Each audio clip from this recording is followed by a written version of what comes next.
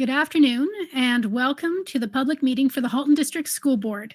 It is Wednesday, December 16th, 2020. As per all of our board meetings, this meeting is video.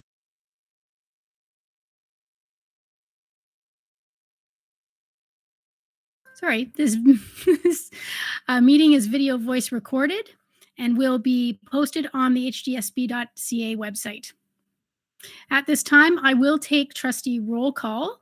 Please answer as I call your name in alphabetical order by last name. Trustee Amos.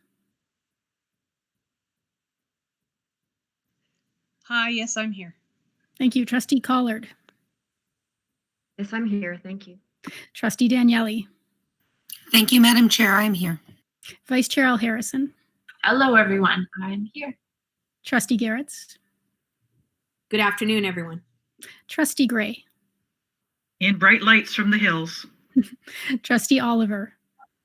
Good afternoon, everyone. And just a reminder that our student trustees will join us when their school day is finished. Okay, thank you. Trustee Reynolds. Hello, everyone. Trustee Rocha. Present. Trustee Shuttleworth. Hello. Okay, and Director Miller, would you like to note the staff that are present? Yes, thank you, Chair DeBence. All superintendents are here, plus Associate Director Bogue, Manager of the Director's Office, Gail Gortmaker, Kevin Raposo, our communications guru, and I believe that's all. But if I see some other staff pop on, I will let you know, Chair DeBence. Thank you very much. So this afternoon, Trustee Rocha will be honoring the land. Go right ahead. Trustee Gerbens, I have an issue. The link to the acknowledgement is not on our Q&A package. The link is incorrect. If you go to the script, it's there.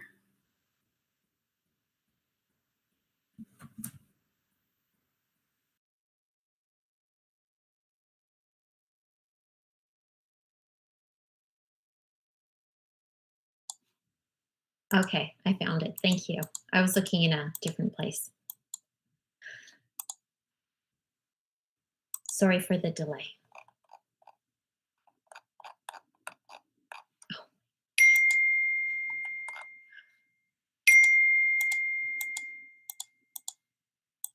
I am having technical issues right now.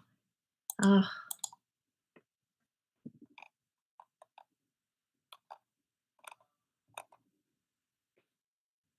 Okay. Halton, as we know it today, is rich in history and modern traditions of many First Nations and the Métis. From the Anishinaabe to the Arawandron, the Haudenosaunee, and the Métis, these lands surrounding the Great Lakes are steeped in Indigenous history. As we gather today on these treaty lands, we have the responsibility to honor and respect the four directions: land, waters, plants, animals, ancestors that walked before us, and all the wonderful elements of creation that exist. We would like to acknowledge and thank the Mississaugas of the Credit First Nation for sharing their traditional territory with us. Thank you very much.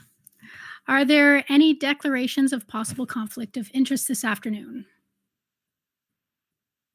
Seeing nothing on the speakers list or on my screen. Next, we're up to the agenda. Trustee Shuttleworth, would you like to move a motion to approve the agenda? Yes, I would. Thank you. Trustee Gray, would you like to second this motion?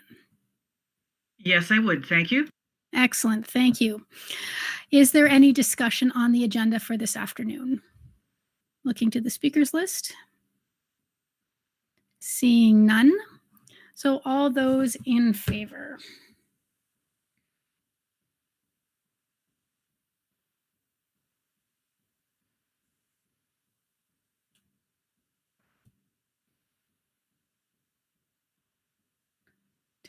Just missing.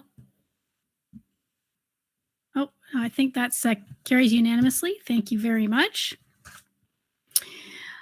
Okay, so we do not have any Inspire Award presentations this afternoon, but please do continue to nominate individuals or groups who support our students and their achievements. Nomination information is available on the hdsb.ca website.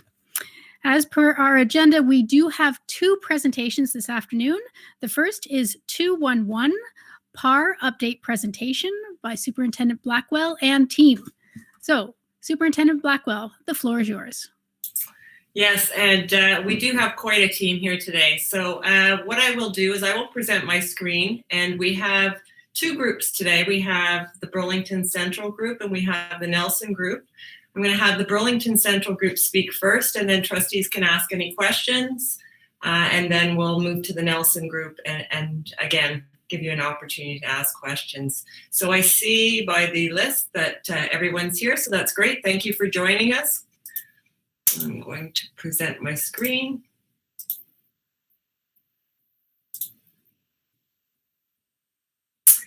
So as trustees are aware, we had 2 integration committees formed last year to support the students, the staff, and the families at Burlington Central, Nelson, and Robert Bateman as students moved to Burlington Central and Nelson for this year. These committees met last month and continue to monitor our collective commitments. On behalf of Superintendent Etoff and myself, we would like to thank the committee members for their time, perspectives, and actions. Today, you're going to hear from students and staff from both of the schools. And I'd like to welcome, first of all, the students from Burlington Central. We've got Ben Basigio and Uma Darba with us, transition lead Marnie Byers, and principal Michelle Lemaire. So without any further ado, I'm going to turn it over to Marnie Byers. Marnie? Good afternoon, everyone. I just wanted to highlight just a few things that are related to our integration efforts here at Central. 3 parts really were integral to what we were doing, and that is the transition piece, community building, and then whole school engagement. And I just wanted to focus on just a couple of things in each category. Of course, we were successful at transitioning former Bateman students, staff, and the IB program to Burlington Central. It went very smoothly. That is in part because we were able to establish a really excellent parliamentary structure for our council, like our parliament. And that was, we were able to have great representation from both Central and former Bateman students. We also were able to come up with a central rallying point. And I thought this was kind of important because it was a good way to, or a good avenue to explore student voice as well as expression and building community, and kind of bringing the best of both Bateman and Central to a central identity. So that's something that started in June and we're carrying forward this year. It was engaged in by both staff and students, so that was really interesting. We had a student Q&A live document that was very useful for kids to ask questions they felt were relevant to them, and it also informed us as to what was important to them as we moved through transition. So it was really useful. If you want to go to the next slide, that would be great. Thanks. Into September and October, of course, we hit the ground running because we had done some work previously, and so we had a lot of welcoming initiatives underway. We had first day mini gauntlets to welcome the kids back for each day of the cohorts at the beginning of the year. We had welcome activities for staff and students. We collected student feedback, had virtual suggestion box, and we heard a lot from kids. Unfortunately, there were some things that occurred because of the COVID restrictions that students kept bringing up that they felt a little disconnected. So we've really been working hard to build that spirit and build that community to make them feel that there's some normalcy to the school year. And so we've been really using an expanded social media platform, including your Instagram, website, Twitter, Snapchat, to engage students and make them feel that they're part of something bigger than what's happening with COVID. And we've been doing a lot of different holiday festivities and spirit building that way. And you can proceed if you like, or you can leave it so people can read it. But we have collected a lot of student feedback, mainly anecdotally through emails and and through, engaging with students virtually. We've had Central Perk coffee meets by grade. That's been really useful to hear what the kids have to say, and it also allows them to get to know each other more. And we will be also having many more of those in the coming months as well.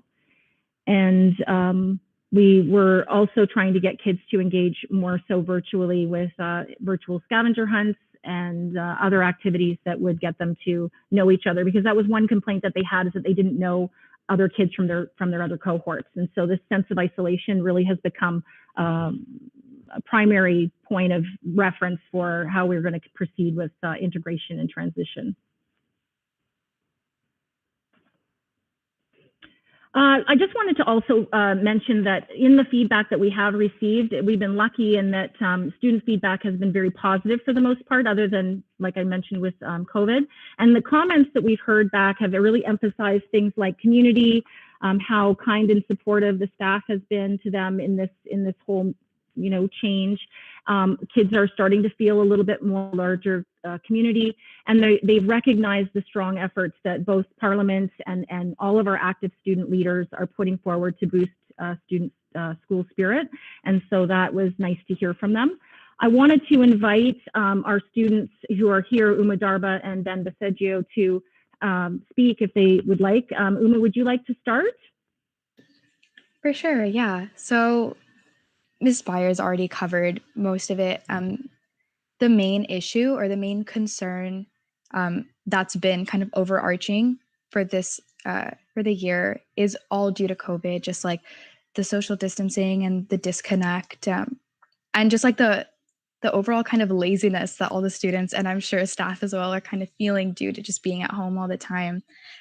So integration wise, everything's going honestly like as good as it can be. Everything's great. I think the Bateman Central communication, like everyone who I've talked to from Central, is super nice and super welcoming. So it's a very nice environment. The school is really great. But just generally all the possible negative things that anyone could have to say, I think, are not to do with integration and more to do with the circumstance of it all. Yeah. Thank you, Uma. Ben? Hi, my name is Ben Baseggio, and I'm on the Burlington Central Student Parliament. Like Ms. Byers has said, at Parliament, we've been running a lot of events to try to get students involved. Like Uma just said, there is like kind of a sense of laziness with being at home and doing a lot of stuff online.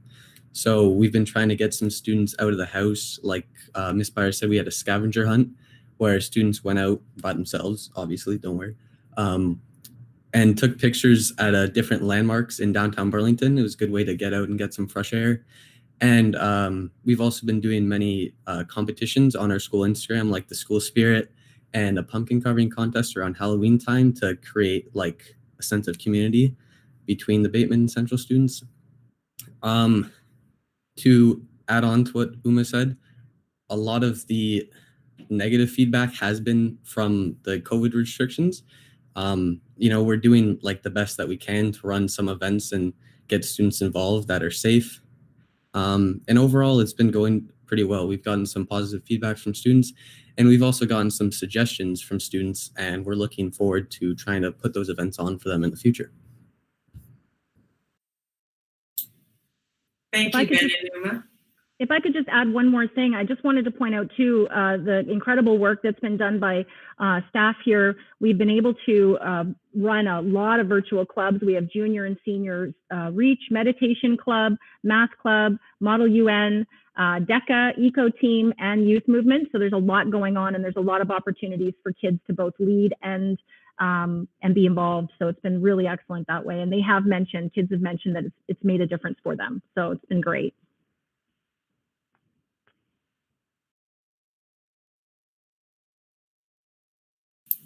Michelle, I'll turn it over to you. Thank you very much. I'd like to thank Marnie, Uma, and Ben for being here.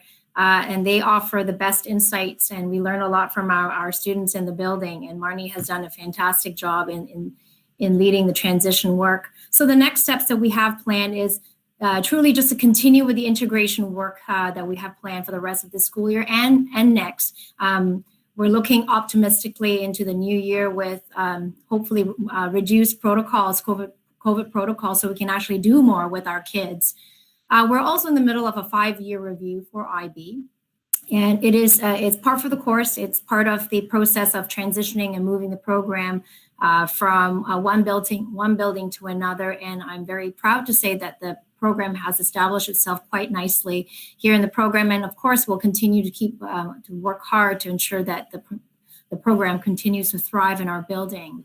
And already there are many positive signs that this is the case. We're also going to continue with professional learning for our staff in terms of embedding the ALP and the IB in the building so that there will be a seamless transition from grade 9 through to 12 from one program to another, and extending the philosophy of the IB into the building, which really comes together really, really nicely with respect to building global citizens and respecting differences in opinions and perspectives. So the work is ahead of us, but we're very excited, we're optimistic, and we look forward to continued growth here at Burlington Central. Thank you for your time. I'm going to turn it over maybe to Chair Gerbens to see if there are any questions for the Central crew. Okay, I'm looking to the speakers list, and I see Trustee Reynolds. Go right ahead. Hi, everyone. Through the chair, I guess I just have a comment and a question. My comment is just a reflection on, thank you for sharing how the student voice has been incorporated into your, I want to say, changes because of the impact of COVID. I think it's really great that you're continuing to reflect on that because I do worry about the students who came from Bateman, integrating into the school and hopefully having that opportunity to build as many relationships as possible. And I understand the COVID environment, puts a added pressure on this. So, I appreciate hearing that. But my question is more or less, it's on the COVID line. I'm kind of interested in, have we thought, or do we have any knowledge about how COVID environment has impacted, I'm going to say, the attendance of IB students and perhaps the applications of IB? Because as we know, IB is an in person-to-person program. And I'm just wondering if you have any intel on how that's impacting that group. I'm happy to respond to that. So the challenges of COVID is present in every building, and we're certainly not unique. With respect to the IB program, it has not impacted it greatly at all. In fact, majority, if not all of our students are attending face-to-face, and they're very committed students. They love the program, as do our staff. So it has been a very positive transition this school year, despite the circumstance. With regards to the application for the ALP, looking forward to next year in the fall, we have about 135 applications to the IB, which is very healthy. And from my understanding, a very positive growth from previous years. So that has not impacted the program at all. So good news on those fronts. And I would just like to add a comment to that.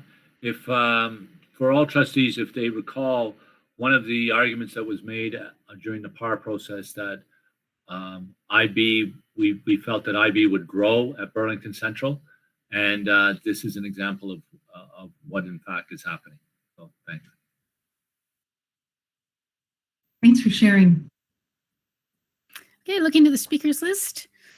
We don't have any other speakers at this time, but thank you very much for that portion of the presentation. It's really great to hear the work that's being done. So, Superintendent Blackwell? Yes, thank you, Burlington Central. You're welcome to stay on if you'd like, but I know it's the end of your day and you rushed to get here, so we really appreciate your time and wishing you a great holiday. I will move on to Nelson.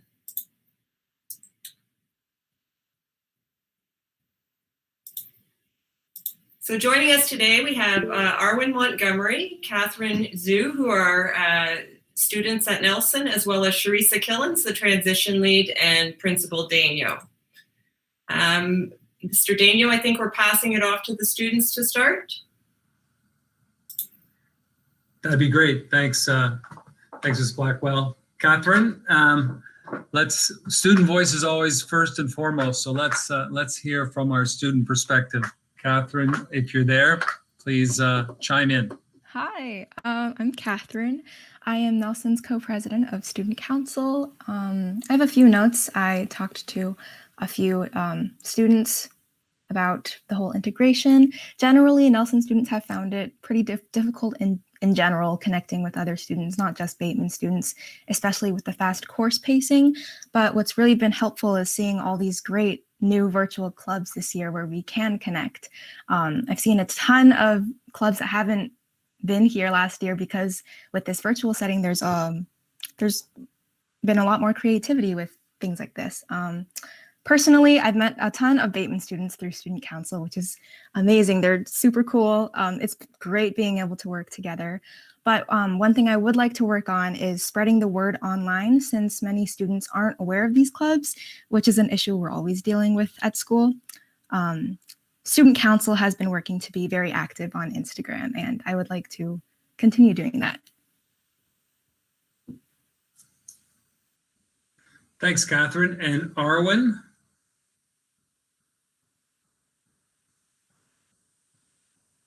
Do we have an Arwen in the house? I can speak on behalf of Arwen. We met yesterday. We certainly we appreciate Arden's perspectives because she's coming to us from Robert Bateman, has already been heavily involved in a lot of the Nelson activities as she was part of a school hockey team last year when we started the transition process. So a couple of quotes that you see on the board that she found that, you coming into a building and what's that first impression, but certainly things were nicer than they thought. Always having the challenges of COVID, which has certainly set us all back when we're trying to move forward with some of our integration activities. So thank you, Arwen, for your perspective. We're sorry you missed the meeting. I'm next going to pass it over to Sharisa Killens, who was our transition lead, and she has to share some ideas and activities from the staff perspective. So go ahead, Sharisa. Good afternoon, everyone. Nice to see your faces. So, transitioning or, thinking about integration with the number of staff that moved from Bateman to Nelson and the number of students as well. So we were looking at about over 200 students, Bateman students, and about 60 staff members, EAs and teachers and a vice principal. So, it was a task to consider people's interests and concerns and perspectives and needs and how to support that.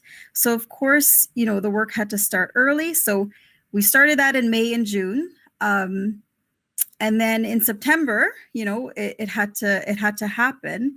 The first thing we did before the school year started was create a Nelson student transition team.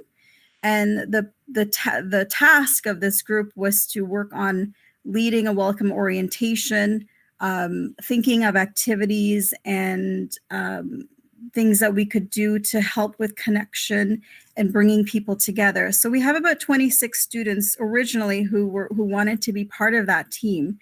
And the first thing they did was sort of work on that welcoming piece and bringing people together and coming up with ideas. So those students worked together, and we had some welcome orientations that were done through virtually, of course, to welcome our Bateman students.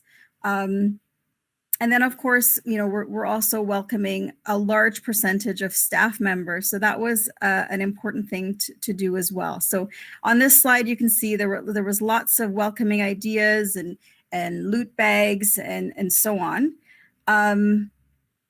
In terms of the fact that we also have a CPP group who, quite frankly, have felt a little bit isolated because of COVID, even more so than the mainstream group. That is one of our focus. And gathering feedback from both students and staff has been a priority.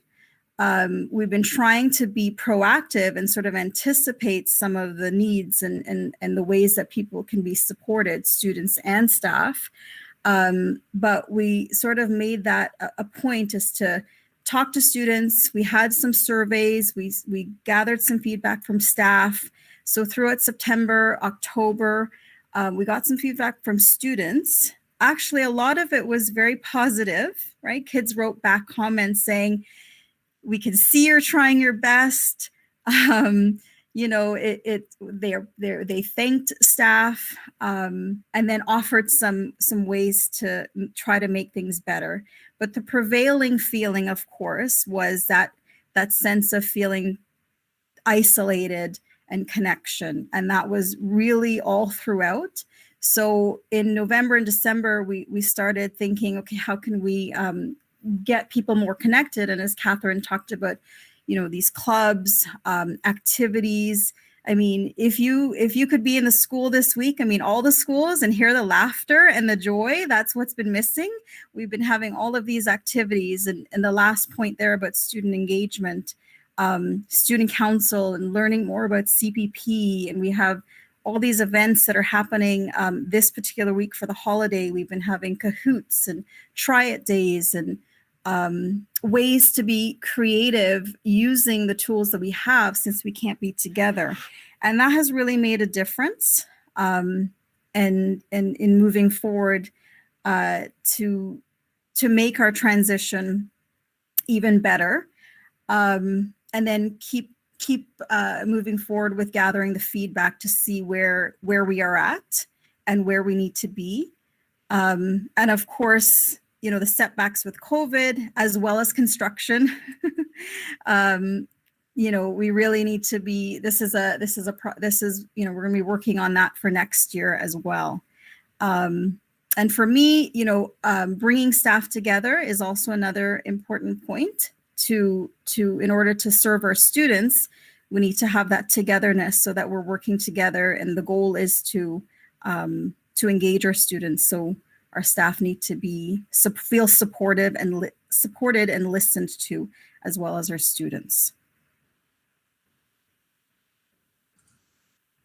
Teresa, and as I had planned, between the student input and Teresa's input, I think we pretty well covered all that you need to know. We hope if there are any other questions, there's a picture's worth 1,000 words. We've got a couple of slides to do with construction updates. But I think if we had to consolidate the presentation, it's that we had a lot of great energy. We had to pivot with COVID right away and come up with new ideas. The group of people who were working through this committee listened to feedback and continue to listen to feedback. And our takeaway as we get halfway through a school year is we'll need to continue this once we get our building fully constructed. And once we get our building back to a normal learning environment where we can integrate all the pathways and all the wonderful parts of this now combined learning environment between two schools. So it's a bit of a pause year for some activities, but the real stuff will continue. We're committed to that. So happy to take questions. Okay, thank you. And I'm looking to the speakers list, and I see Trustee Shuttleworth. Go right ahead. Hi, just a quick comment. It's hard for me to say I'm proud because I really don't have any ownership of this, but I am so honored to be able to work with such a great group of people that have worked so hard to create that wonderful sense of belonging when you go into that school. We as trustees from Burlington all went to see the school with nobody in it, but you still have that sense when you walk into the building that you just feel that it's okay to be there. So I really appreciate all the hard work. And as Sharisa said, she kept saying the word together. And it comes back to that sign, Paul, that's right at the front, the better together. I just think it's just so wonderful. So I just want to say thank you for all your hard work. And the students too, amazing work. Okay, Absolutely, the students and the staff. Thank you. Okay, Trustee Gray. Through the chair to transition lead Killen and Principal Daniel, could you tell us how dated those photos were? Like, is that current or has more progress occurred in the construction since those photos were taken? I think those are mostly taken from early December. So we are working our way through getting certainly the manufacturing, the library. Now you can see how it's closed in the cafeteria. The roof is on, so we're hoping to get heat going and then some of the finishes going in there. We'll have a cosmetology lab, we hope, for quadmester 3, but those look to me to be early December photos. Yeah.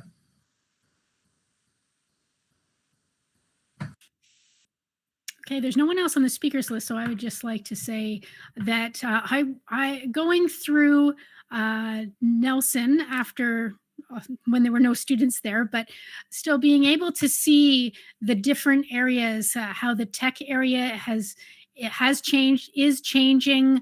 The robotics area was very has so much potential there, and as well the CPP area. I was just so impressed with the look, the feel, even though there were no people, but us on the tour, you can feel a real sense of warmth and purpose in the construction, in the setup of the rooms, and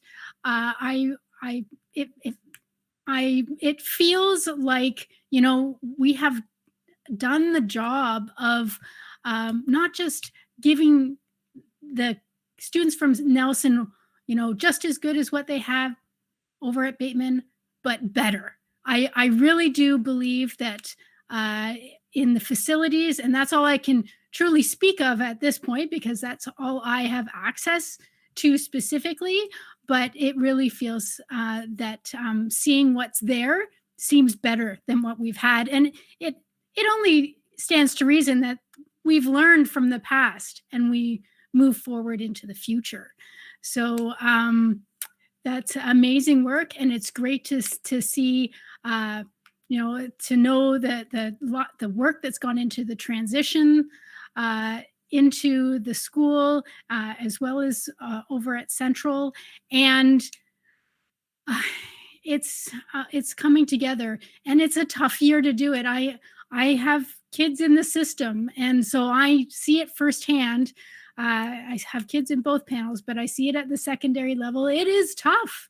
It is tough being able to relate, get motivated to get into those clubs and stuff. But it's fantastic when kids do that, and so I really hope that students do take advantage of what's in front of them, and it'll just make next year's transition hopefully into more of a regular school year that much better.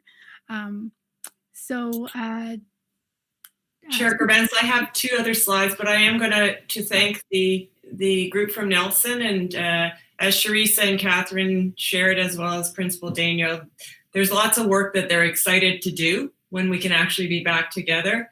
And I know that on a more personal note, Sharisa's waiting for that library to be built as well. So I'd like to thank you for joining us this afternoon, and know that you just joined us at the end of the day as well. So if there's no other questions, maybe they can be. Thank you, everyone. Thanks, Catherine. Take care. Thanks for having me. Bye. Thank you so much. Have a good rest of your day. So just 2 more quick updates.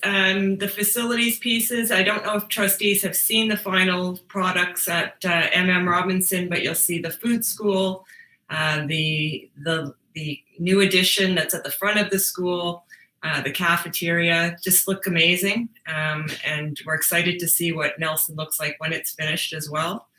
And then iSTEM trustees may not have seen the live stream open house. Obviously, it wasn't an evening where we could crowd into Aldershot this year, but we had over 12,000 views of the live stream, a Q&A opportunity, and right now the applications have closed. We have over 400 applications, which is exciting. Not sustainable to have another 400 students and another 400 students and another 400 students enter. So the team right now is looking at the applications. They're going through the applications. We know that there are approximately 123 students that have applied to iSTEM and IB, and they could be IB not just at Central, but across the board. So we know that there will be students that will choose IB. And then in January, we'll look at the numbers. We have about 240 spots, and it may require us to do a random selection at that point for the spots at the grade 9 year for next year.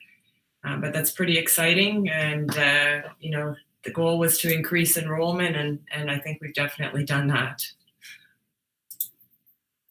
So I'd be happy to take any other questions at this point. Okay, I'm looking to the speakers list, and I see Trustee Reynolds. Go right ahead. Thank you. Through the chair, I would like to know, or do you have any idea how many of those who have applied are what their regional representation is? I'm just wondering if that's a huge number. That's exciting to hear that, and I'm sure there's going to be a lot of disappointment. But I would love to know if there's a reflection on the regional application, and whether there is a certain region that might be outside this community, or any disproportionate number. So I was just wondering if you can give us some intel on that.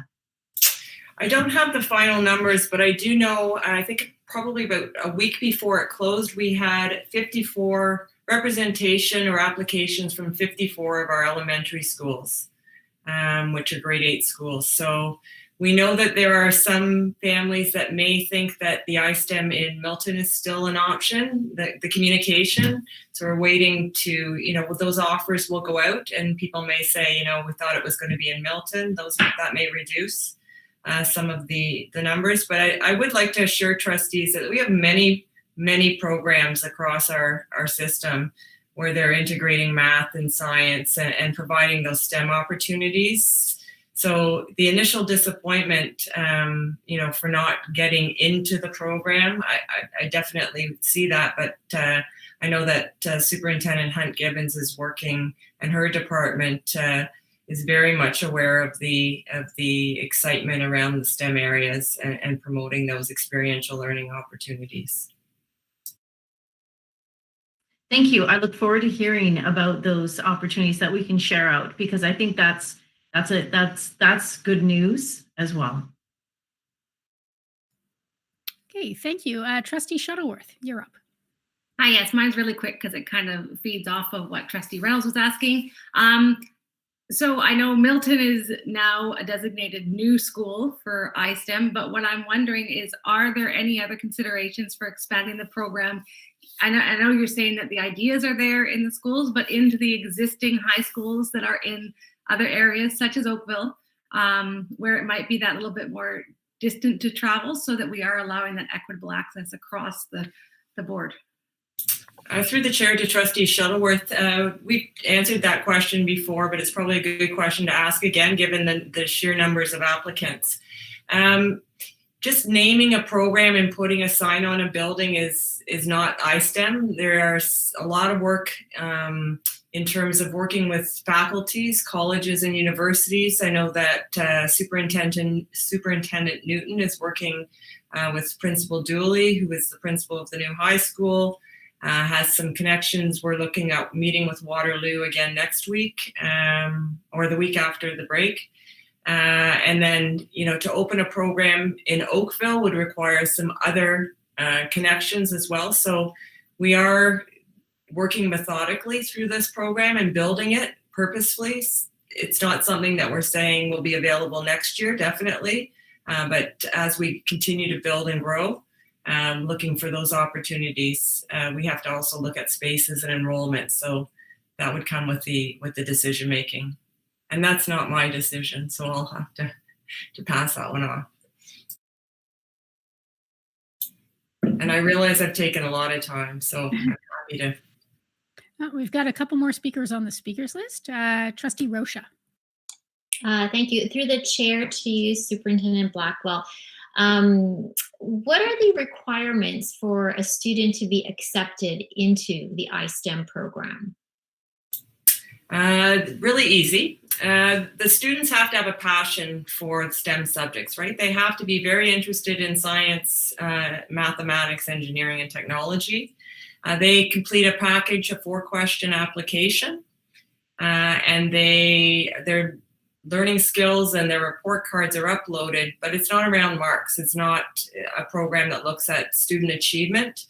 We have students, you may recall, we have students that have come from self-contained programs. We have students that may have been applied pathway bound. Marks are probably the last thing that the team looks at. They look at learning skills and a real passion. And I think with the promotion of the program and kids seeing what the program is actually looking like and hearing from other students, they're figuring out if that's the pathway or the program that they want to be in. And we want kids that are excited and interested. Okay, and last person on the list is Vice Chair Al Harrison. Thank you. Through you, Madam Chair. I have 2 questions. The first one is, what is the likely general number of students that will not be able to be accommodated this year? That's a good question. Depends on the choices, right? So if we have over 400 students, we assume that most will meet criteria. As I said earlier, it's not about marks, it's about passion, completing that you want to be in the program, that you have the learning skills pieces and you want to work together. So you've got another approximately 125 students that have selected both programs, IB and iSTEM. It could be as high as, well, let's say 400, so 300, maybe 60 kids. As low as 60, as high as 100. That cannot be accommodated. That will not, we cannot physically accommodate. There's a cost to the board in terms of adding portables. The other thing is trustees will recognize or remember that we have purposely designed spaces for iSTEM at Aldershot, and those spaces will be full all day, every day with another 240 students. So we're now in the 3rd year of the program. And to create, to offer the program and say, we'll just have you in the regular classroom, I don't think is true to what the nature of the program is. Chair Drabens, can I just comment too? One of the things that we are cognizant of, Vice Chair Al Harrison, is not costing the board any more money. Because the students come from various schools, and they may come from a school in which there are already portables on the property and so on. And we're not getting 60 from one school and 70 from one school. We're getting 9, 10, so on. It would increase the cost of the board. So there's got to be a reciprocal decrease somewhere else if that's what we're going to do in terms of the finances. So if we're taking 6 or 7 kids, that's not enough to eliminate a portable on one site, but it might be enough to push it over the edge at Aldershot to add a portable. We have to take that into consideration. Otherwise, this program could become prohibitively expensive for the board and inequitable around the financial aspect. The other area that we're cognizant of is we do not want to deplete, in particular in some of the schools in Burlington, which was the cause of the entire PAR, to deplete the numbers at other schools. So, there's the space issue and all those, but those are 2 other factors that we have to look at. Thank you. Can I do my, okay. Yes. I think it's an exciting issue to be facing so soon. It would be great if it all just worked out and that everybody could come into the program that wanted to. That's my personal feeling. The other piece of it is that I was on a session this morning about human rights and equity with Osgood, with a number of other trustees, and I know a bunch of people have signed up for future sessions. And so one of the case studies that we looked at today was an art school where a Black student had applied but wasn't able to make the trip. And there was nothing really in place to bridge that equity barrier for that student. And so I just wonder whether that piece, and particularly given the new equity accountability action plan that the board has, whether there's some interface considerations in that regard. So through the chair to Vice Chair Al Harrison, one of the things that Peel has done is they have looked purposely at representation in terms of some of the racialized and marginalized students. And we've been talking about that actually prior to the application process. We will have our student census data that will be able to help us better inform who is being accepted into the program, and also to look at some of the marginalized and racialized students that may benefit and create opportunities. So that's something that we're looking at for next year for sure, when we have that data that will be tied to students in terms of their application number. It's not something that we've asked in this application process, but it's something that we are definitely moving forward with. Okay, so looking to the speakers list, there are no more speakers. Thank you very much for this this update on how the PAR is going. I've already said a lot, so I'm not going to reiterate, but thank you and all the staff and the students for coming together to get as far as you have. And obviously with certain areas, we have really seemingly hit it out of the park with interest, and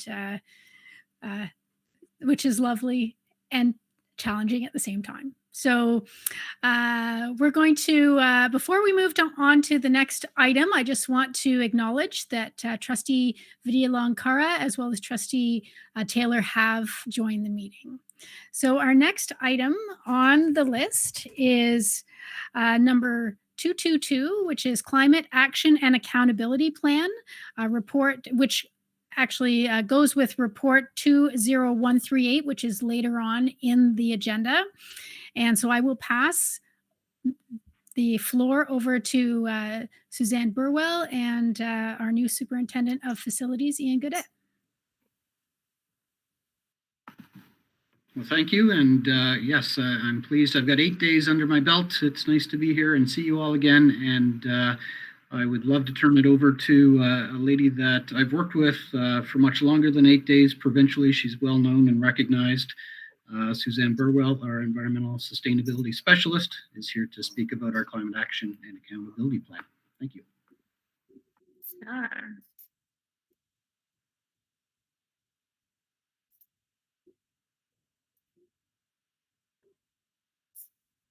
So, thank you very much.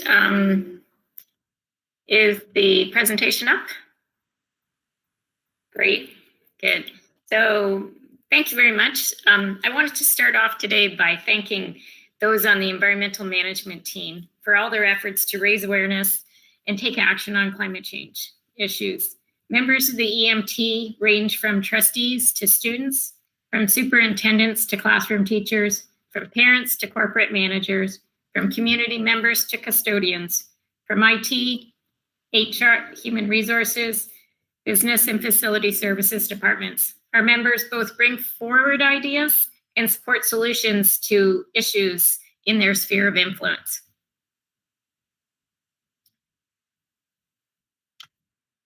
So the Climate Change Action and Accountability Plan is both influenced by and connected to many board initiatives. The first is the student-led Climate Emergency Declaration. The student trustees presented this declaration in June of 2020, and the board passed it. Within the declaration, the students highlighted that they are aware of and concerned about climate change, its impacts, and their future. They felt a strong desire for action. They acknowledged that we all must work together to ensure climate action is propelled in our community. The student acknowledged that they can create a significant impact when it comes to the mitigation and adaptation needed for our new and changing climate. They highlighted these actions to support the declaration. We need to listen, empower, communicate, include, and recognize. These actions are not linear or separate, but interconnected for our students. In the board multi-year plan, one of the areas of focus is environmental leadership, take action for a sustainable world. However, this area of focus is intertwined with all the other areas. In particular, in the words of Dr. Amoa, climate change is a human rights issue precisely because of its impact on people.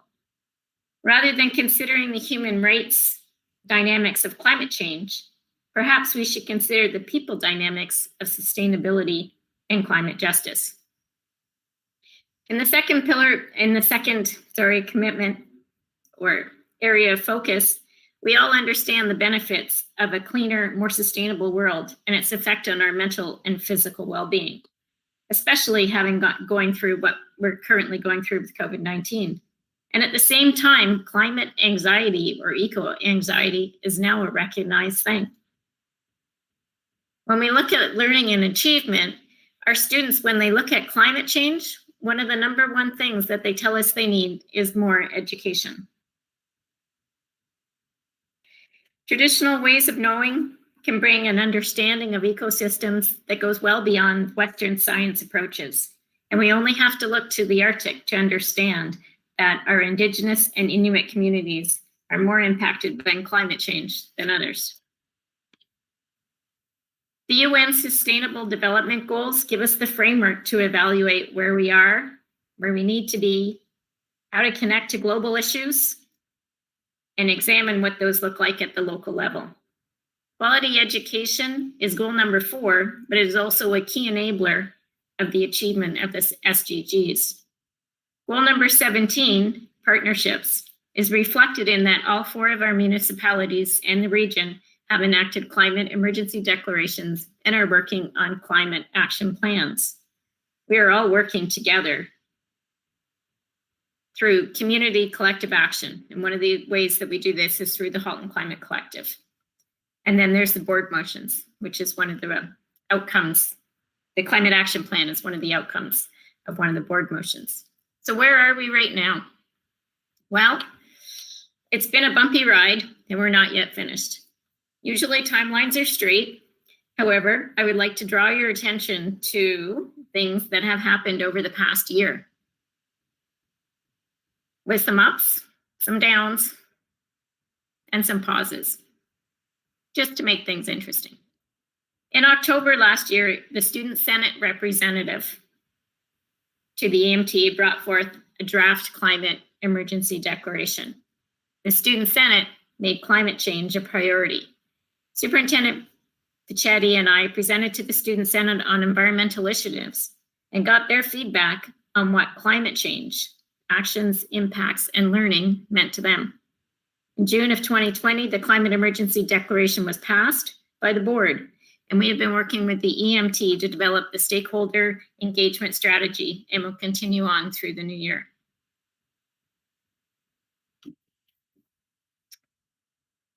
So we're looking at the theory of change, and this is where we start getting into the stakeholder engagement, that HCSB is committed to educating and empowering its community to take climate action by measuring, monitoring, reporting, and developing concrete actions. And as we all know, that's pretty cyclical. We have a climate emergency declaration, but students are telling us that's not enough. We're hearing from the students they not only need to learn about climate change, they need to be supported in taking action. They need to see that climate change is not only taught, but is also acted upon by their peers, school communities, and the board. We were told by students that we need to raise the level of urgency of climate change. They are taught at climate change science, and they need to act on it because it is something that is occurring in their backyards, their communities, and their future. So what are the areas of commitment in the climate change action and accountability plan? These areas all have both system level or corporate components, but also individual and collective strategies that we will use to implement them. When we look at energy, renewable energy, building upgrades, automation systems, all that is more of a corporate level impact that will reduce the impact our schools have on local and global conditions. But how we interact with those buildings will also be important. However, COVID has changed how we interact with our buildings this year. When we look at the grounds, our school grounds, tree canopy, biodiversity, stormwater management, outdoor learning, both the spaces and the ability to connect to what's happening in our communities is important. In keeping with the idea that what goes up must come down, when we look at waste, what comes in must go out. So what are we bringing into our schools, both on a corporate level, but also on a personal or individual level? How do our communities react with the waste? What do they do with it? When we look at school travel, corporately, we can look at our site designs, how we support students using active travel. But again, those can be individual and collective choices that make an impact. Under teaching and learning, where does climate change fit? What are the curriculum connections? How do we get beyond just science and geography? And how do we get beyond just students? Because climate change will affect us all. In terms of communication, we need to be clear and transparent about the impact of what we're doing, and we need to celebrate what we're achieving. So where do we go from here? At this point in time, we're reaching out to each of our stakeholder groups to make sure they understand they can see themselves in the plan and they understand how they can take action. We're asking them what is the best way to communicate with them because it's different for each of these groups. And what tools do they need to take action? When we're looking at the climate change plan, we have all these pillars and each one will speak to a different person in a different way. Thank you very much.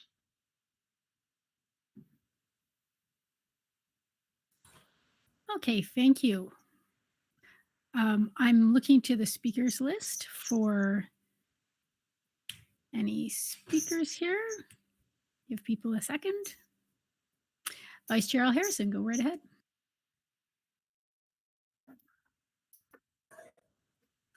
Hello, thank you. Thank you for all of the information. This is a great leap forward, as will the implementation be. I was just wondering whether so it sounds like there is a draft plan that's written and that at this point you are consulting on the plan. And I was just wondering if it's possible for us to receive a link to the plan.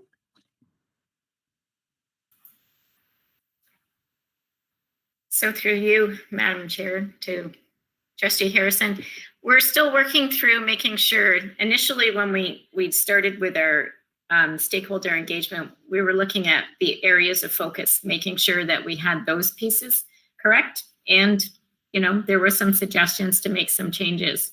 So the actual strategies are still being developed.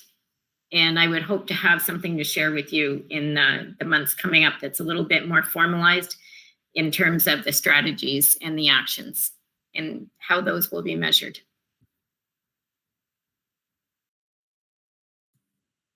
Okay, next on the list is Trustee Rocha. Thank you. Through the chair to Ms. Burwell. Thank you for the presentation. So I am one of the trustees on the EMT committee, and I can tell you this is a very passionate group in the sense that we want to bring forth change. And I think what's really important to note is that it doesn't matter who you are in the HDSB, this is something that will impact you. And what was pointed out is that different areas will impact us differently. So as trustees, we might look at it more as at a corporate level, whereas students are looking at more from an education perspective. So, and just to follow up on Trustee Ella Harrison's question, in January, I'll be presenting something to the trustees at the Committee of the Whole. So you get a peek into what's coming. So more information will follow. Okay, and next on the speakers list is Trustee Gray. Thank you very much. Through the chair to Suzanne Burwell. I noted in the report that was shared with trustees that under the teaching and learning section, there's a line that says vetted resources and support for teaching climate change are needed across all curriculums. Where are we at with that in terms of our teacher training for supporting this initiative? Are we at the beginning stages, well along in this? Could you comment, please? Through you, Madam Chair, to Trustee Gray. So I would say we're more at the beginning, and I'd be happy to turn this over to Superintendent Gibbons or Superintendent Selmany if they'd like to jump in. There's been a lot of research done nationally about the resources that are available and the request of teaching staff for sort of more approved, vetted resources. But I'm going to let our superintendents of curriculum take that on. Thank you. Certainly. Thank you. I'll start with secondary through the chair to Trustee Gray. When the multi-year plan of the trustees was first created and rolled out, we recognized in secondary that because of our subjects and the containment of information and curriculum strands within the subjects, that we needed to do some very distinct mapping to exactly see where climate change was identified within the strands of the curriculum, and then where it wasn't explicitly identified, where it could also have an application, i.e. I'm learning about in grade 11 math, but I have an opportunity to learn about climate change as well.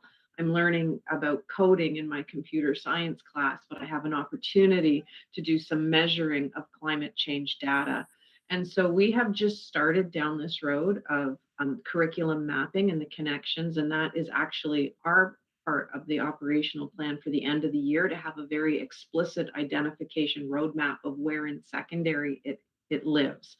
And we will share that when it's completed. So I'll turn it over to Tina at this point.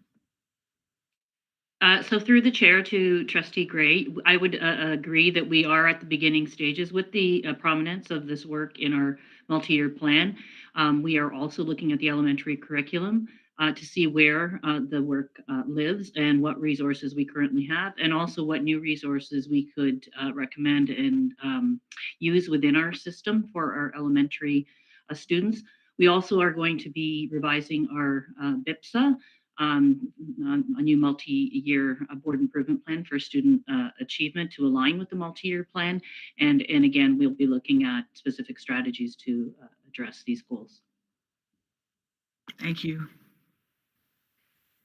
Okay, thank you very much. Looking to the speakers list, I don't see anyone else on it, but thank you very much for bringing this presentation and the subsequent report. You've done a lot of work, and we all know that there's so much work to come. So it's, I feel like it's going to be one of those never-ending things, which is what we should be doing just as humans, right? Taking care of the planet. So Thank you very much. And we'll be moving on to our next topic now. Okay, so we are now up. We have no delegations today, and we are up to our consent agenda. Before I put the motion on the floor, Trustee Reynolds, would you like to make a motion to deal with the consent agenda? Thank you for that opportunity. Yes, I will. Trustee Daniele, would you like to second? Thank you. Yes, I will. Excellent. I'm going to put the motion on the floor. Be it resolved that the Halton District School Board approve the consent agenda action items and receive the information items for December 16th, 2020. Fellow trustees, are there any items that need to be pulled? Trustee Rocha, I see you on the list, and Trustee Gray afterwards. Okay, go right ahead. Through the chair, as previously discussed at a few board meetings ago, there is a motion. I'm working with two computers here today. It's throwing me off. There was a motion that we talked about. It was motion M15-0071, and it speaks to hiring a third party to review bell times. So at this point, I'm just letting everyone know that later on in the meeting, I'll be putting in a motion to rescind that specific motion. Trustee Rocha, since we're talking about the order paper, did you want to make that motion now? Sure. Yeah. Okay. Do you want me to read the entire motion, or can I make it really? Why don't we see if you're going to make that motion? Do we have a seconder to bring it to the floor to look at rescinding? Trustee Shuttleworth, would you be willing to second that motion? Excellent. So I have it because you sent it as or you've put it in some of our documentation. So I can read it to put it on the floor, and then we'll have any debate and vote on it. So be it resolved that the Halton District School Board rescind motion M15-0071, which states, be it resolved that the Halton District School Board support HSTS utilizing a third-party consultant to undertake a bell time analysis study for elementary and secondary schools in order to find that route efficiencies and determine the financial impacts or cost savings, and that prior to the analysis being undertaken, study parameters will be established jointly by the Halton District School Board and the Halton Catholic District School Board, and that the cost of undertaking a bell time analysis be provided to trustees for approval. Trustee Rocha, would you like to speak to this motion? Sure, I can speak to it. So through the chair, the reason I'm asking to rescind the motion is further to information we have received at the board meetings from Superintendent Nagoy.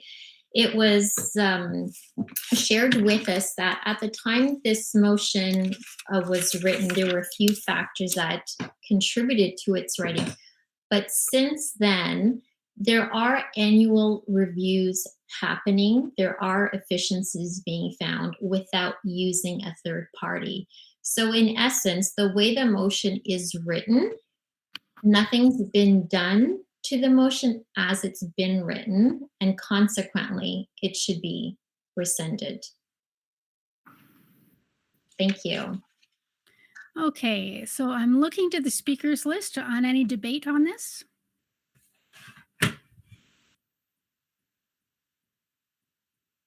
Okay, seeing no speakers, I will ask you to vote. All those in favor of rescinding this motion.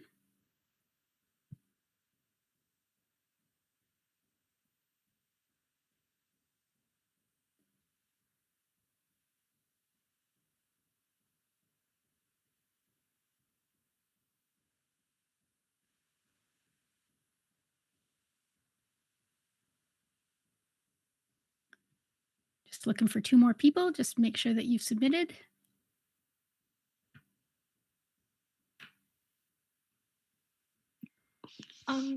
Trustee Taylor's Wi-Fi died, but he says that he votes in favor. Oh, excellent. So then there's just one more person. It does carry, I believe. I have 11 responses. It should be 12.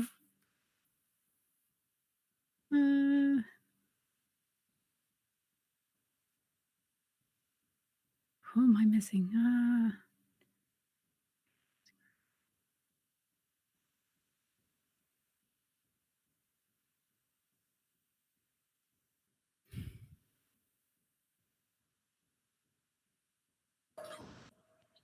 Trustee Rocha. Oh, Trustee Rocha, you need to vote on your own motion. Excellent. That was embarrassing. No, it's no problem.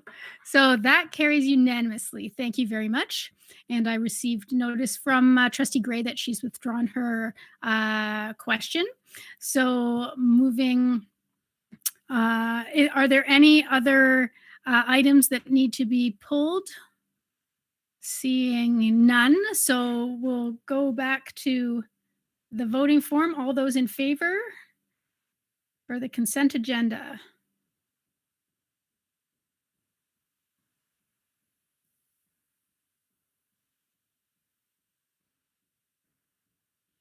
And that carries unanimously. Thank you very much. Okay, we are now up to ratification action items. Vice Chair Al Harrison, do we have any business from private session that requires approval? No, we do not. Thanks. Okay, thank you. Next, we are up to action items for this afternoon.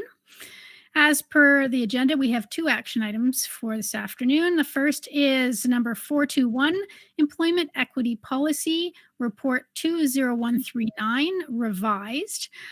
This is submitted by Superintendent Taha and Director Miller, and we have seen this before, right? So go right ahead. I will begin through you, Chair Drabens. Just a reminder, Superintendent Taha will speak. That this policy, as per ministry direction, has to be approved prior to December 31st. And the ministry has yet to come out with its final copy of the PPM. They have only produced a draft, but we anticipate that the draft is very much what the final one will be. So I will turn it over to Superintendent Taha. Thanks, Director Miller. Through you, Chair Drabens, to our Board of Trustees. Not much commentary to add from me. The policy, as requested by the board, was reviewed by legal counsel, and they've made a couple of, I'd say, cosmetic revisions. We've also revised the policy based on the feedback that you've provided in the last couple of weeks. And finally, the main revision that we've added as per council's input is with respect to giving first consideration to underrepresented communities. We just added the caveat that insofar that it does not violate the collective agreement. And happy to answer any questions. Okay, thank you very much. Look, is there any debate on this? I'm looking to the speakers list. Vice Chair Al Harrison, go right ahead. Thanks very much. So just with respect to one of the suggestions for change, the word hour, I just think the wrong one was changed. The intent was to take out the hour in front of our diverse population, just with respect to paternalism, not the one related to our employment practices. So I wonder if you're just amenable to switching that change around. Certainly. Sorry about that. No worries. Then I'm in support. I appreciate the other changes as well. Thank you. And I had forgotten to actually put the recommendation on the floor, so I will read that.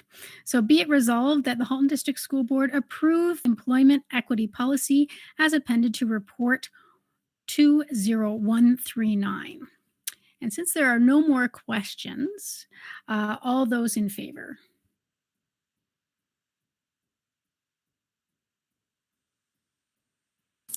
Chair Grabens, you will need a mover and a seconder for that motion. Oh, yes. So, Trustee Rocha, would you, Trustee Amos, would you like to move this item? Yes, I would. Thank you very much. And Trustee Rocha, would you like to second?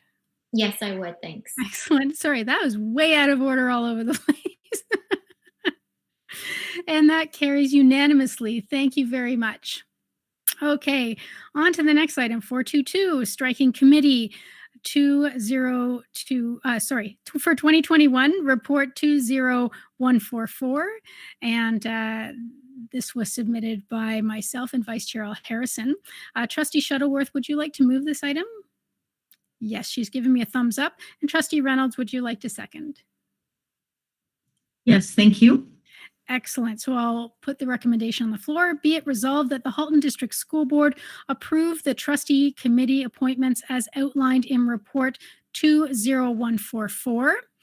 As one of the submitters for this, I will just say that I really appreciate the process, the way the process worked out last week. Everybody was really wanting to participate, but there was a great feeling of allowing people to, in some cases, broaden their experience. And I think that trustees will do a great job being the conduit from these committees to the board and back. So does anybody have is there any debate on this striking committee? Oh, Trustee Rocha, go right ahead. Through the chair. So no debate. I just wanted to highlight for the environmental management team, the name of the superintendent on the report. We might want to reflect the new superintendent that was just hired in December. That sounds like a great idea. Okay, I'm sure that will be taken care of before the and reposted. Okay, so Vice Chair Harrison. Thank you. Through you, Madam Chair. I would just like to invite trustees, if you, upon reflection, have any process-related improvements that you have, since they're probably at the top of your mind now, as opposed to in 10 months when we undertake it again, if you would like to share those with everybody, that would be great. And we can at least make notes to ourselves at this point in time. And I believe this is something that we'll just touch on briefly at Committee of the Whole as well, just to make some space for all of the election processes that have taken place recently. Thanks. Okay, great. There are no more speakers, so all those in favor.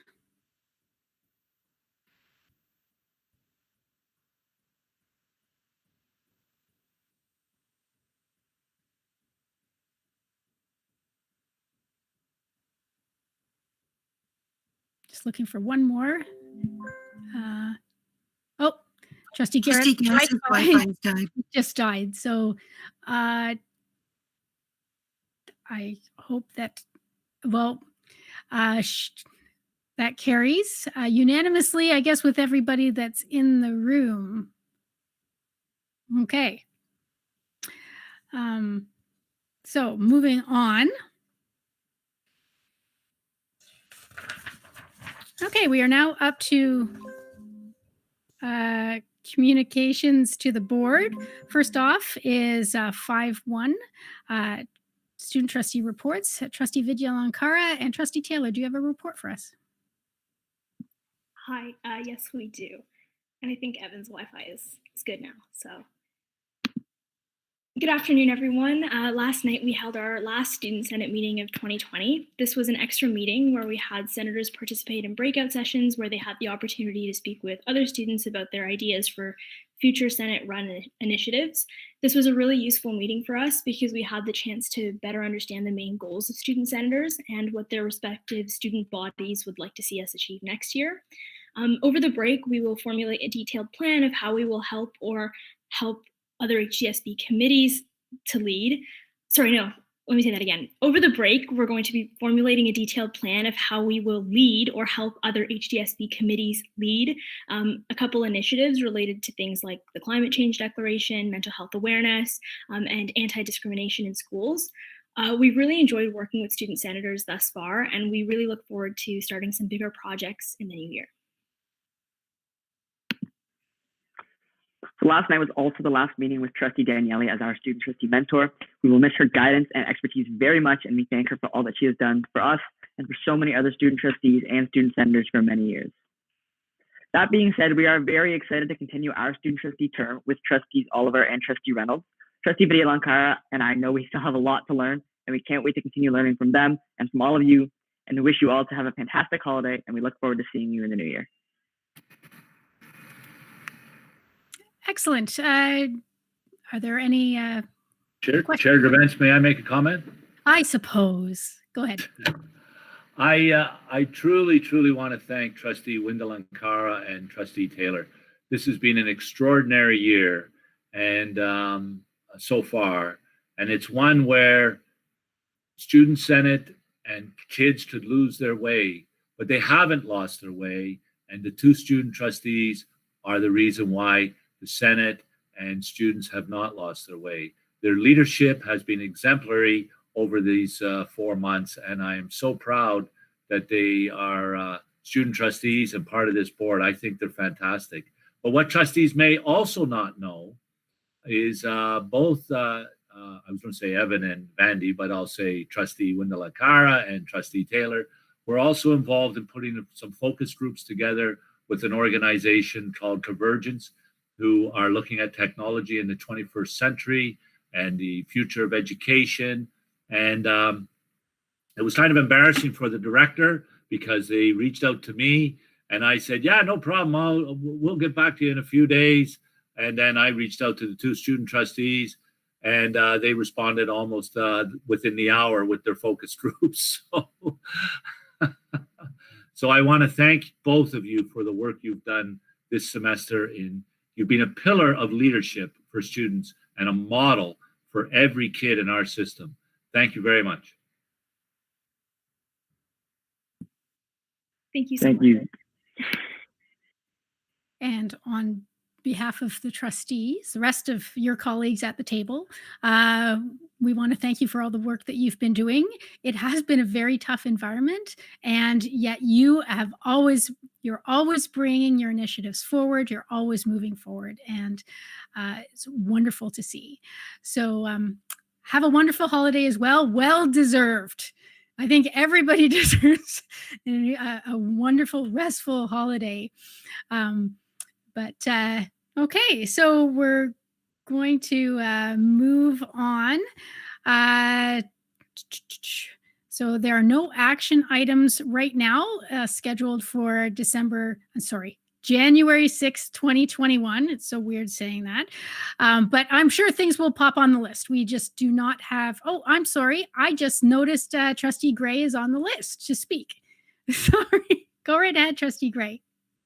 Through the chair, thank you, Chair Grabens. I actually wanted to speak when the student trustee report was in because I wanted to pay tribute to Trustee Daniele, who for many years now has spent as a mentor of the student trustees. And I believe it's through her and of course other trustees that have come and gone along the way, but it's through her work and her leadership that have allowed our trustee representatives to be so strong and so active and vital and so polished in all of their reports. And so I just wanted to put that tribute out to Trustee Daniele. Thank you. Thank you very much. Yes, definitely echo that Trustee Daniele has Trustee Daniele, how many years have you been student trustee mentor? We worked it out last night. I think it's 7 in this term and 3 in my first term. So I think 10 of my 16 years I've been a student trustee mentor. So probably the best experiences I've had on the board has been working with the students. They've all been amazing. It's fantastic, but I love that other trustees are coming out to the meetings. And I know that Trustees Reynolds and Trustee Oliver will do great work going forward. So thank you very much. And we're times. Let's move on. Thanks for the actions. We need to move on. Okay, so on that, so as I mentioned, right now we don't have anything for January 6th, but things will come up. Don't you worry. Stay tuned. And for information this evening, number 531, first item in our information items is revised estimates 2020-2021, report 20140. Superintendent Nagoy, you are up. Thank you, Chair Grabant, and through the chair to all trustees. We are pleased to provide the trustees with information on the submission of revised estimates for this year. And with me today, we have the General Manager of Financial Services, Jackie Sweetman, and the Manager of Budget, Jay Chantabong, as well as Carrie Salami, our Manager of School Financial Services.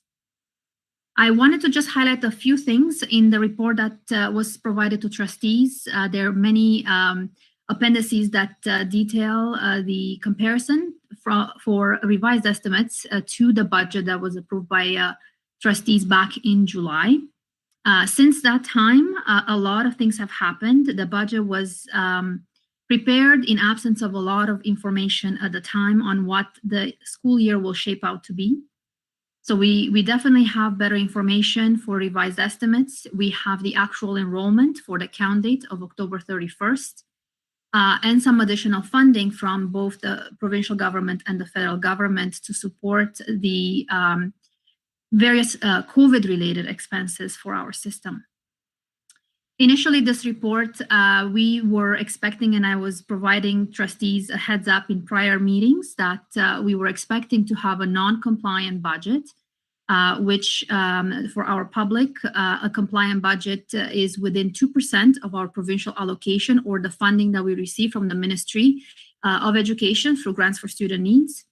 And at that point, before the announcement of stabilization funding, on November 26th, we were expecting to be between 3 and 4% as a deficit budget, and therefore requiring board approval as well as ministry approval. The reason for that expectation at the time was the fact that our board, like many boards across the province, have lost or actually came in under projected in terms of enrollment.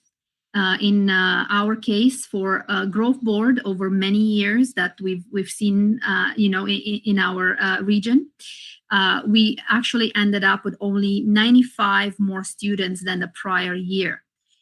So totally out of character and unexpected at the time when the enrollment projections were reviewed. So, and when we compare to the budget, we are 995 students less than what the budget was based on.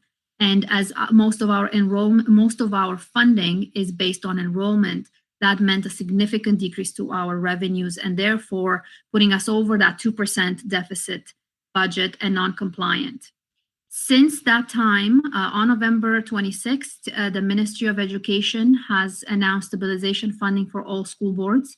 For us, that meant additional funding of $11 million to bridge the gap for the enrollment lost and help school boards with stabilization, which means we were able to keep the staffing structure, the class cohorts that were provided based on budget that we currently have in place to minimize any disruption to the system. In addition to that funding, on the same day, it was announced that Halton, along with other areas that had entered the red zone, would receive additional funding as a hotspot. And for us, that was about $2.1 million. So the revised budget that you have in front of you reflect all those additional funding sources, as well as the prior $12.4 million in provincial and federal funding, the accompanying expenses that we've incurred since, which are detailed in Appendix H, and that just outlines the COVID impact for this year, as well as a historical trend for enrollment, so that trustees can see by municipality and by panel over time the growth in our sector, in our region, and then the decline in this particular year. So where did we lose some of the enrollment? We've lost about 347 students at the entry grades for kindergarten. We have 200 more students that have opted for homeschooling than in the previous year's trends. And the international students population, mostly at the secondary panel, declined by 133 students. So that makes the bulk of our decline for this year. And we factored these in on the projections that we submitted to the ministry for next year. Those projections were due in November. Overall, we have a compliant budget, revised budget. However, it's still a deficit budget. It's a deficit budget of 1.9% of the provincial allocation, or about 13.3 million. We've worked since November 26th. Over the course of the following 2 weeks, we had worked with the ministry to calculate what our stabilization funding would be. We've identified and reallocated some savings and reallocated some budgets around to assist with the priorities, more technology, for example, within our system, and ensure a compliant budget goes forward. We still have about 800,000 room within our compliance for a board our size. That's not a big amount. But certainly we do appreciate the additional funding that we have received, and therefore a compliant budget under the updated regulation does not require ministry approval and does not require board approval at this point. The appendices provide an update or a detailed comparison between revenues and expenses, staffing, and enrollment from the budget that was approved by trustees. And as I mentioned, the last appendix provides details in regards to the COVID impact from the budget that was submitted in July. And myself and my staff would be happy to take any questions trustees may have. Okay, thank you very much. And I am looking to the speakers list. I don't see anybody yet, but while we were waiting, I have a question. And this actually probably is not to you. It's because it's the estimates. And so, and the comment about the number of students that are kind of missing from our system that we expected. So for the portion of the 995.29 students that decided or were not able to be part of our system this school year, so maybe they registered for kindergarten but declined to start, or expected international students, or those that chose to homeschool, what are we doing to maintain relationships with the families to ensure that they choose to resume their studies with the Halton District School Board when they are able? Through you, Chair Drabens, to you, Chair Drabens. Certainly, Superintendent Truffin's not available at the moment. He's making some phone calls, but certainly we're doing it with international students. We're reaching out. But some of those students in the kindergarten area, and Associate Director Bogue may be able to respond to this, never actually registered. These were projections. And so we don't know who they are. So, you know, so that poses an issue, a challenge for us for sure in identifying who those are. But I'll let Associate Director Bogue weigh in as well. Yeah, thanks, Director Miller. Through you, Madam Chair, to trustees, I just will add, we know we've lost about 300 of our kids to home instruction, and so we have reached out to them. Those are students that, you know, were ours, and certainly we would like to see them come back if they so choose. Director Miller is correct around kindergarten. Many of those kids we were not even aware of, so we really don't know how to reach out to them. And for students that made an intentional choice to leave our system to go to another board, we typically would not reach out to them as well in terms of, you know, if that was the decision or the family moved. We have, you know, that would not be our practice to reach out to those folks. So there's there's probably a few in there that we might want to try to track down, trying to be cognizant around overreach and concerns around privacy and decision making. But certainly those homeschool kids, we have a good handle of who they are and are looking to welcome them back when and if they make that decision to return. And actually, Chair Grabentz, we did, I believe it's around slightly over 300 kindergarten students that have not returned to the system. And we had anticipated, since you're not required by law to have your kids in school until they're 6. We had anticipated that we would be down on kindergarten numbers given the pandemic, that parents would just keep their kids at home. So we didn't have really a good handle on what that number would be, but we knew that we'd have a fairly large number of kindergarten kids not appearing for the first time. Okay, thank you. There are a couple other people on the speakers list. So we have Trustee Gray is next. Thank you through the chair to Superintendent Ngoy. Early on in the whole pandemic era, there was always a concern about whether or not we would have enough funding for the PPE and cleaning supplies that were required.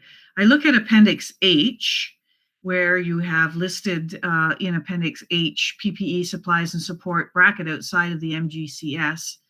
I wonder if you could just give us a little bit of an update on, do we feel that the funding has been adequately provided to us from the provincial government? Thank you for that question. Through you, Chair Grabentz, to Trustee Gray. We have made some significant investments in PPE to start the year. So a portion of this in the prior year, we purchased for around $2 million PPE on our own. The pricing at that time was quite significantly higher as well due to shortages. So we wanted to have on hand items that we needed to reopen schools. Since then, we've been working with the Ministry of Education in collaboration with the Ministry of Government and Consumer Services for a centrally deployed PPE delivery system. They do not have quite all the items that we require. So therefore, we have a separate budget for those, but most of the PPE comes through that central system, and it's invoiced directly between the two ministries, so it's not invoiced to the boards. Out of the $2,061,000 that you have in Appendix H, we've already spent just over $1 million, so we still have some of that funding remaining for the remainder of the year. We believe that should be sufficient, considering that more and more items are being added to the list for the central specs with the MGCS. And therefore, I think at this point, we're in a good position to estimate that we will be within the budget, and the remaining will be provided throughout the year through the Ministry of Government and Consumer Services.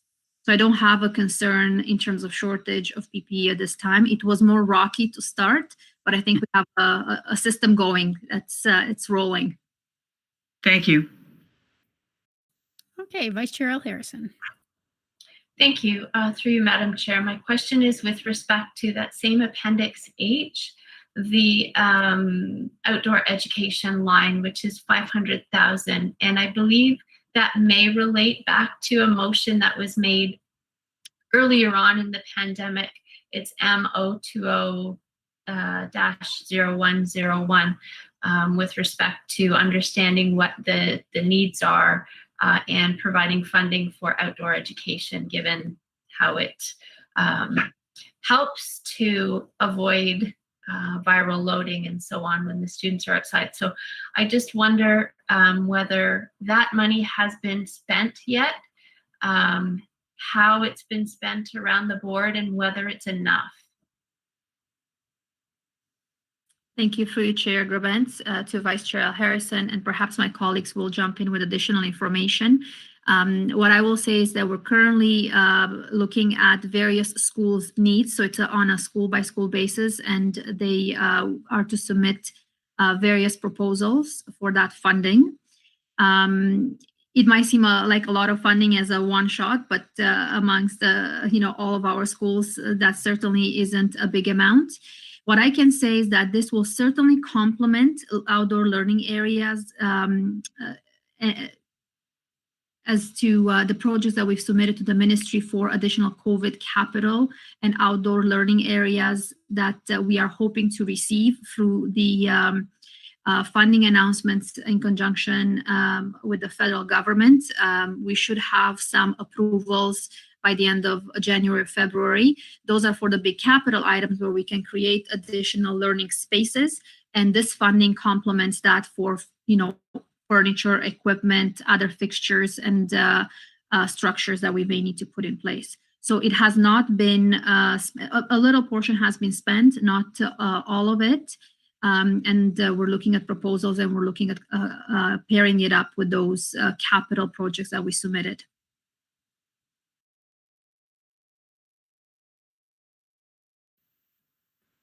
Do you have a follow-up at all, Vice Chair Harrison? Or are you good? Sure. Through you, Madam Chair. At some point, I think I would really like to understand what the actual impacts of that earlier motion are, so we know when it can go off the table. So, for example, what schools have what kind of thing out there, and where are those gaps still? Because I think only then can we determine whether the 500,000 is enough. And, maybe the pandemic will be over by then, but public or outdoor ed is always a good thing. So I guess it's just maybe a request for additional information once that is known, when all of the money comes in and we've taken the action. Okay, I'll go right ahead, Superintendent Ngoy. Thank you, Madam Chair. I was just going to mention we can provide an update to trustees in terms of the actual spending. We are always about a month behind in terms of what comes through our accounts. So I think looking at the January, February for an actual update might make more sense. Okay, there are no more speakers on the speakers list, so we'll move to the next item, which is also yours, number 532, School Generated Funds Report 20141. Go right ahead. Thank you, Chair Grabentz. I'm just going to open it up on my side here. This is the annual School Generated Funds Report for the Board of Trustees.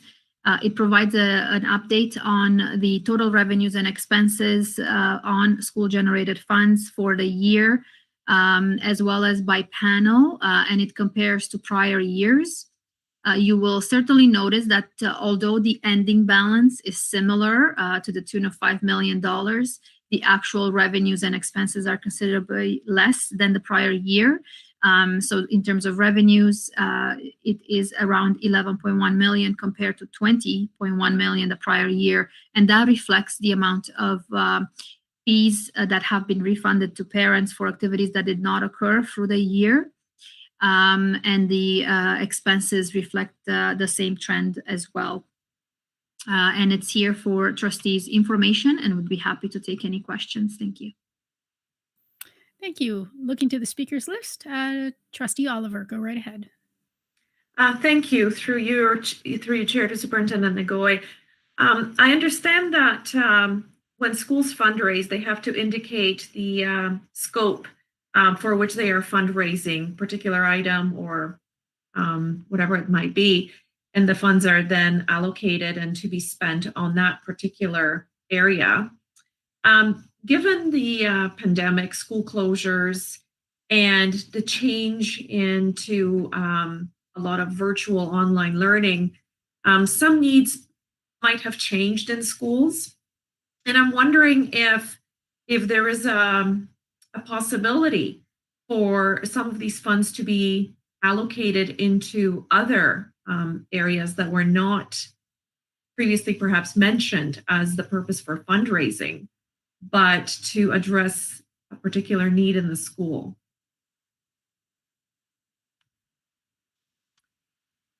Through you, Chair Grabentz, to Trustee Oliver.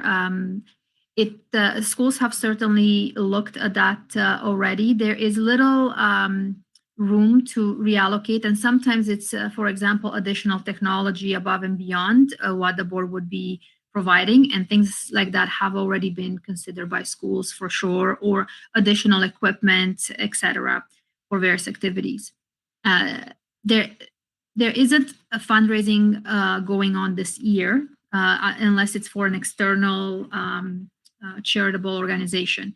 So we are not actually raising funds or asking families to donate for anything in particular. And we've invested a significant amount into new technology for schools and continue to do so from the board budget and from additional funding that has been provided from the government throughout this year. Okay, so follow up. So if there are funds that had not been spent, so they're still available to the school, and the school identifies a particular need, and your example is a good one, because I do have a couple of schools that where the parents were indicating some more needs for devices. Would the school be able to use those funds towards that? Through you, Chair Gerbens, to Trustee Oliver. To a certain extent, yes, but we have to be very careful to make sure that we're in accordance with the guidelines, because school-generated funds are above and beyond. So therefore, extracurricular type of activities, anything that is required for curriculum delivery has to be covered through ministry funding. So there's a lot of restrictions in how the funding can be used and on what. It has to be complementary to what is provided through the funding source from the ministry. So certainly schools do reach out to the superintendents. They reach out to us as well with various requests, and we deal with them on a one-on-one basis. Thank you. That helps. Thank you. Okay, Trustee Shuttleworth. All right, thank you. Through you, Chair, to Superintendent DeGoy. So my question kind of folds into that. So this is from last year, 2019, 2020. And as you mentioned, this year there is no fundraising allowed unless it's going to a designated charity.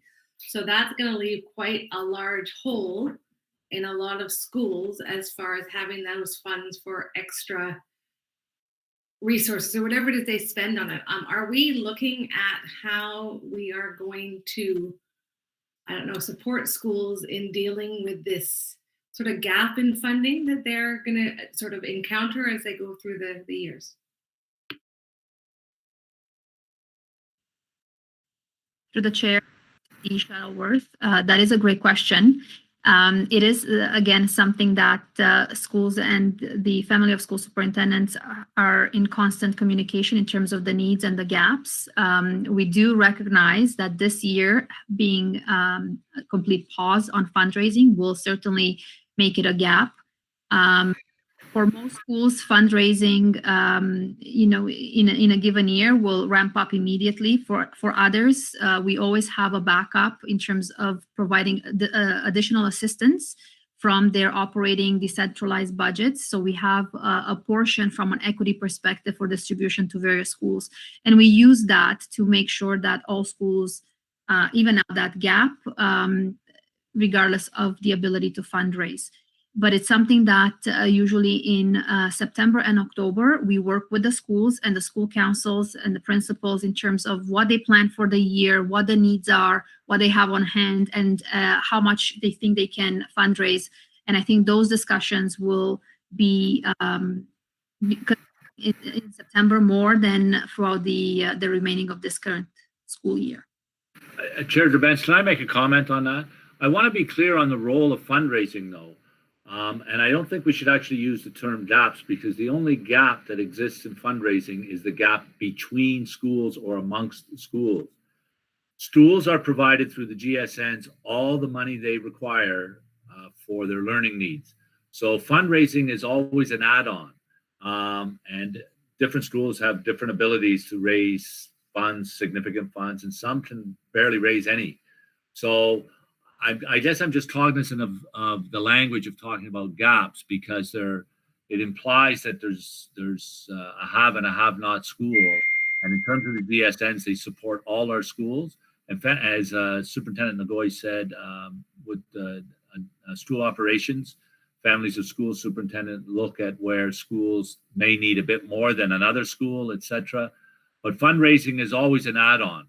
It's not an essential. And in theory, schools should not have to raise any money at all. We know they do, and we know parents like to do it, and students like to do it, and they contribute to invaluable causes both within the school and outside the school.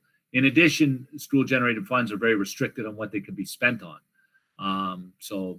And I know that you know that, Superintendent Shuttleworth. I'm just repeating it in case the public is listening, thinking that we use fundraising to support educational needs within a school, and that there are gaps because there's no fundraising. That's not the purpose. So I know you knew that, and all trustees knew that, Trustee Shuttleworth, but I just thought I'd reiterate it. I got a promotion and a demotion in the same time.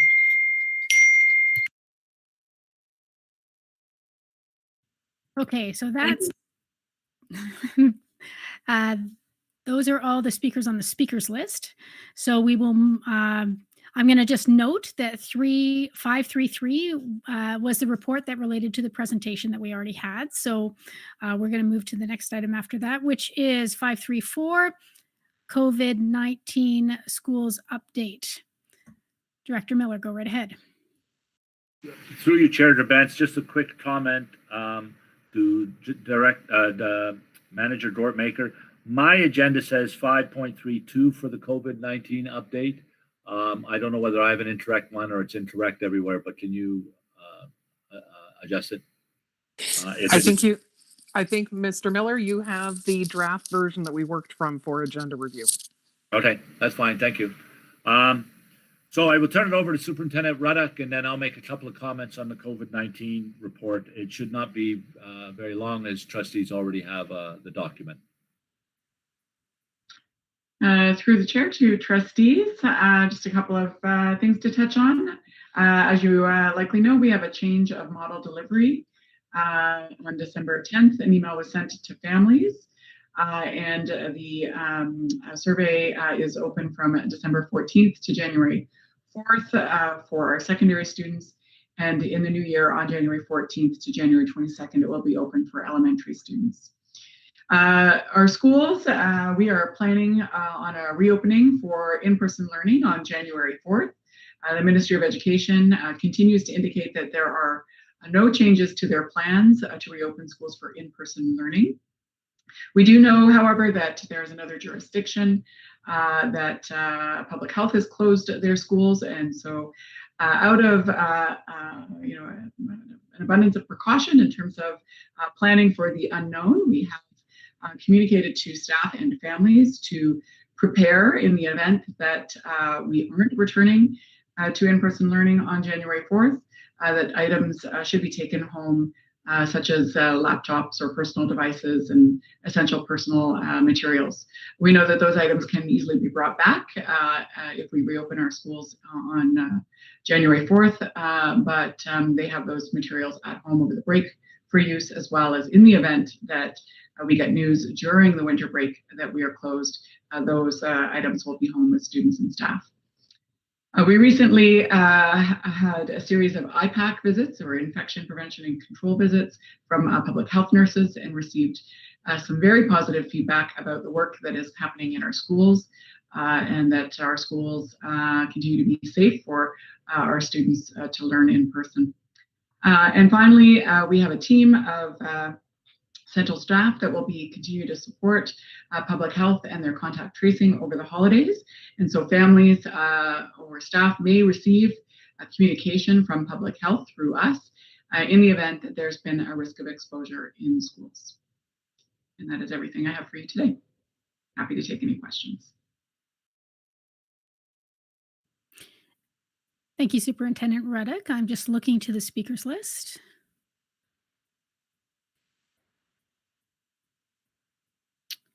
Seeing none. Yeah, just I suppose my thought is that, this going into going into the holidays, it's always a good idea to bring those items home anyways. I know a number of schools are allowing for lockers and allowing kids to keep their indoor shoes in there. Time to take them home, give them a good spray, they could be stinky anyways. And I think it's a good idea to just take everything from your desk, bring it home. I know at the secondary level, this shouldn't be an issue anyways, because they're not allowed to keep anything there. But at the elementary level, I know my son has left stuff in his desk on occasion. So I know I'm going to be reminding him on Friday, just bring everything home, just everything.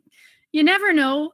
And I just want to ask you one question, and that is, even if the ministry says we're not closing, do public health orders supersede that? Through the chair. We have certainly seen that in recent days with the Windsor Essex Public Health Unit. They wrote what's called a Section 22 order, and that kind of supersedes the Ministry of Education's directive to keep schools open. That particular jurisdiction closed their schools for this week leading up to the winter break. And so that is a public health order that is written by the medical officer of that jurisdiction. And as I understand it, it is then approved by Public Health Ontario. So yes, it does kind of override the direction of the ministry at that point. Okay, great. And I guess families should also, if these things can happen very quickly, and we saw the things happen very quickly in March, that families may also want to look at possible just backup plans for child minding, things like that. Just be prepared. Let's be a whole district of scouts and guides, just be prepared for everything. So I don't see anybody on the speakers list. So I guess we'll move forward then. And that is notices of motion. Are there any notices of motion at all? Looking to the speakers list. Seeing none. Up to the director's report. Go right ahead, Director Miller. Thank you, Chair Gerbentz. This should not be a very long report. I only have 3 quick items. But the first item is I want to emphasize what the chair of the board has said and Superintendent Ruddock. I would urge any of the public watching this or watching this after the fact on our website to continue to watch the news. I want to put the context. Toronto is in lockdown. Peel is in lockdown. York Region is in lockdown. Case counts are going up in Hamilton, Niagara. And although they are kind of stable in Halton, we are surrounded by boards and regions in which those case counts are going up.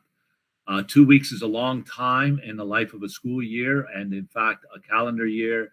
And we do not know what's going to happen over Christmas. I have no inside information, and I want to emphasize that we do not know what's going to happen. But if we need to pay attention to the news and the trends, and I would strongly recommend and advise students and parents to tell their kids to bring their stuff home over Christmas. I want to emphasize again, that does not mean that schools will be closed in January, but the possibility certainly exists. And I think we all have to be prepared for that. And I echo the words of Chair Gerbentz. The other 2 items are fairly quick. And this is for trustees. January 27th is Holocaust Memorial Day, and the Simon Wiesenthal Center has for years put on a conference. I know Trustee Daniele and I have both attended on a few occasions, and it's it's hard to say it's a wonderful event because it's about the Holocaust, but it is a highly important and significant event. And they've had to go virtual this year. But the advantage of going virtual is they can have many more people attend. We as a board are partners with the Friends of Simon Wiesenthal Center around this conference. They asked me to, and I thought I had to kind of make a decision. So I didn't want to go to trustees. Well, I could have, but I said, yeah, absolutely, which means we will have more opportunity to have some of our staff and trustees to attend virtually. So for trustees, I will send you out the registration form. and feel free to register. Trustee Daniele, do you have anything to add? No, I've had the pleasure of attending this conference in person, I believe 3 times at this point, and it's always amazing learning. You think you know the Holocaust, but there are always so many factors of it you don't know, and they often have people with lived experience speaking. If you're able to take part in it, it is an absolutely incredibly learning, moving experience. Thank you, Trustee Daniele. And the third item I have is January 20th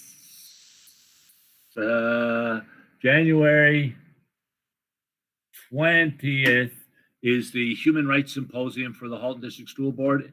If trustees recall, and I know you do, but the public may not, 2 years ago, we had our first Human Rights Symposium, and it was on Indigenous perspectives and issues and concerns, and really about truth and reconciliation.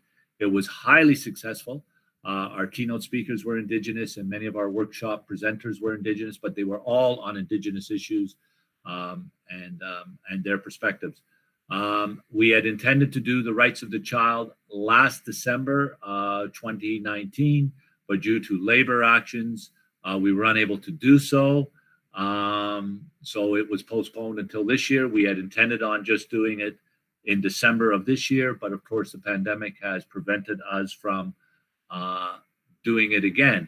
However, the good news is we are going to do it January 20th, and we are going to do it virtually with Stephen Lewis and Michelle Chickawinini, and they will both be presenting. And the good part is all of our students will be able to see it. Most of our staff will be able to see it. So the downside is it's not in person, but there'll be much more exposure. And with that, I will turn it to Trustee Daniele, Trustee Oliver, or Trustee Shuttleworth to talk about our plans for bringing a report in early January for that particular week. So I don't know which of you would like to speak to the, and we'll bring a report then. I can if you like, and I know that we are up against, we have 14 minutes before the sunset. Very simply said, it is to recognize Holocaust Awareness Week within the Halton District School Board. So to put that into place, that'll be the motion coming forward.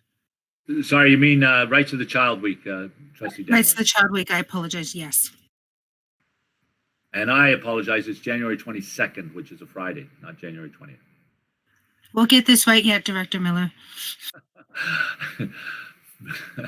You and I are no comment.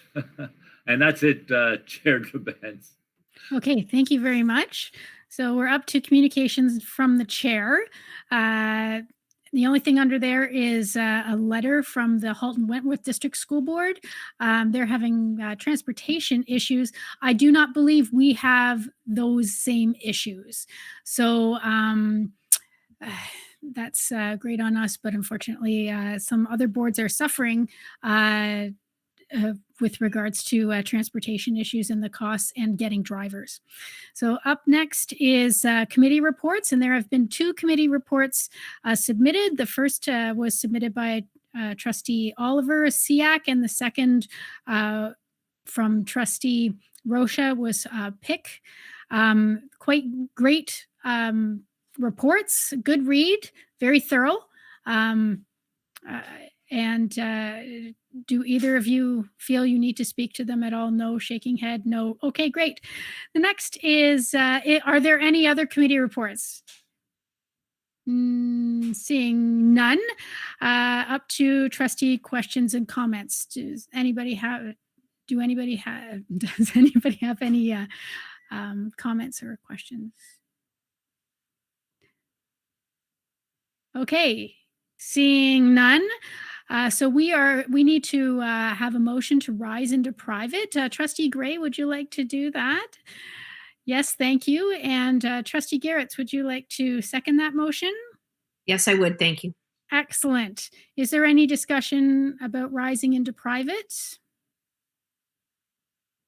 Okay, seeing none. So I'm asking you to vote. All those in favor.